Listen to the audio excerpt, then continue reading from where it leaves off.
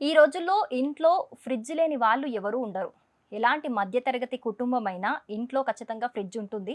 ఇంట్లో ఫ్రిడ్జ్ ఉందంటే ఊరికనే ఉంటుందా? అందులో పనికొచ్చినవి, పనికిరానివి అన్నీ అందులోనే ఉంటాయి. ఫ్రిడ్జ్‌లో అన్నీ పెట్టడమే కాదు, ఫ్రిడ్జ్‌ని కూడా జాగ్రత్తగా చూసుకోవాలి. సరైన జాగ్రత్తలు తీసుకోకపోతే ఫ్రిడ్జ్‌లో ఏం పెట్టినా త్వరగా పాడైపోతూ ఉంటాయి.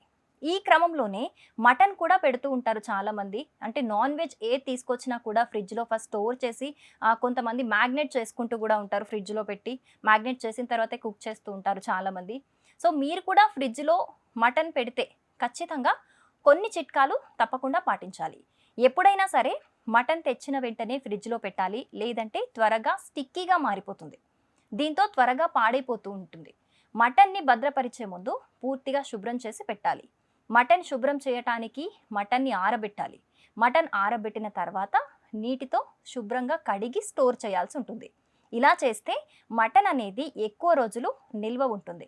మటన్ ఎక్కువ రోజులు నిల్వ ఉండాలంటే చిన్న చిన్న ముక్కలుగా కట్ చేసి పెట్టుకోవాలి. అలాగే మటన్‌ని పాలిథీన్ కవర్స్‌లో పెట్టి స్టోర్ చేయటం వల్ల త్వరగా పాడైపోవడమే కాకుండా వాసన కూడా వస్తుంది. అలా కాకుండా బౌల్స్ లేదా బాక్సుల్లో ఉంచి స్టోర్ చేయటం వల్ల ఎక్కువ రోజులు ఫ్రెష్‌గా ఉంటుంది. వాసన కూడా రాదు. For more interesting and useful content and videos stay tuned to news chips.